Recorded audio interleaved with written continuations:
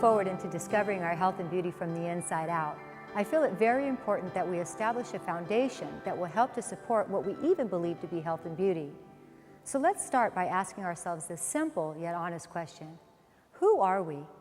In order to be able to reach total health and beauty, we will need to have some idea as to who we are in order to care for what we are. Inasmuch as history, philosophy, and science has to tell us, there is a basic understanding that we are made up of three elements: mind, body, and spirit. Now, what do they mean? Number one, our mind, a complex of elements in an individual that perceives, thinks, wills, reasons, and understands, like a process center to our emotions, what we think about, dwell on, wish, and hope for. I can illustrate that our mind, in all of its complexity, has a core to it. That core, many call the soul. I guess we can say that it houses the heart of who you are, your character, and that on which it's built and developed to reveal who you are. Number two, our body, the physical aspects of what you are, not determining who you are. This is one of the most confused areas of a woman's life, not allowing the external to dictate to the internal. We need to clarify and put these two categories into their proper place.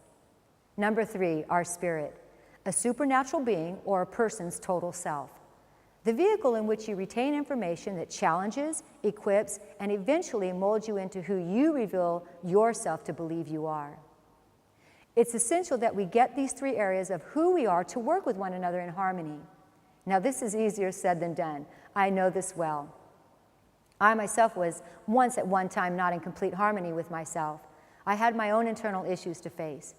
My mind and spirit seemed to be at war within my body. It wasn't until I finally gave into the spirit of who I really am did I start having success in living. As we look at you, a woman composed of mind, body, and spirit, we will see how our overall health is affected by these three areas of who we are. Two, how we are highly affected by what we subject the health of who we are to. Let me explain. If who we really are is our spirit, working within our mind, held within our body, shouldn't we spend time focusing on all three of these elements? Looking at them, questioning them, and coming to our own personal resolve or conclusion about how much influence they truly have over our overall health and well-being. Let me give you one example of how these three may work for us or against us. Have you ever had a situation happen to you like receiving a bill that you weren't expecting or getting a flat tire? Immediately you're thrown into a bad mood.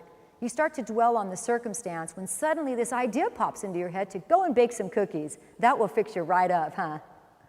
The second thought that runs through your head is, don't do that. It's of no benefit to you. You argue with the second thought as you head to the kitchen to get those cookies started pronto. This is what is happening to us every day of our lives. We have an inner voice making suggestions rationalized by our mind, and our body has no choice but to follow along as instructed. Now, the contrary is equally powerful and effective. You wake up one morning and you're in this great mood. You have this attitude of thanksgiving and you're so happy just to be alive. You jump out of bed to start your day and head out the door. Maybe you take the kids to school or head off to work. You find yourself humming a melody of some sort in your head. You start making plans about doing your workout and what you're going to prepare for this evening's meal. There is no stopping you, because you have a plan. By the end of the day, you've accomplished most of the tasks that you had set out to do. You breathed through your exercise activity, ate very healthful foods, and had great interaction with your coworkers, friends, and family. As you lay in bed, you say to yourself, if only every day could be like this one. And the last thought of the day is, wow, what a great day, as you fall into a very peaceful and restful sleep. Our physical health is affected by our emotional and spiritual health, as is our spiritual and mental health affected by our physical health. What our tendency to do is to compartmentalize ourselves.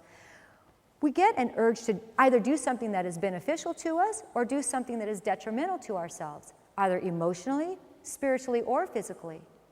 We do not take the time to examine where this force of thoughts or impulses are coming from.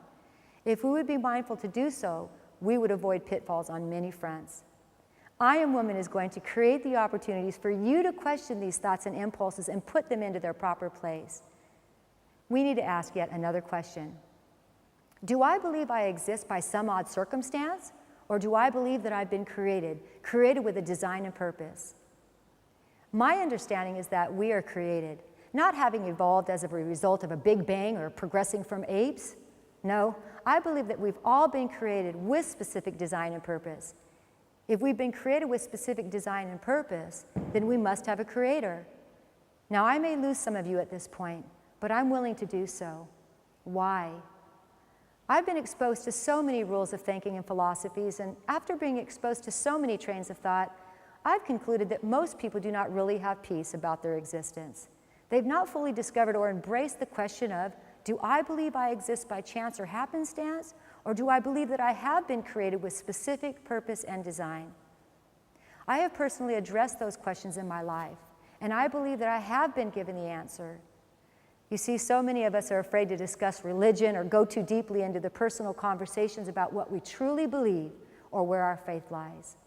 But until we do this with ourselves and even others, we probably will find ourselves chasing after every train of thought or every form of teaching.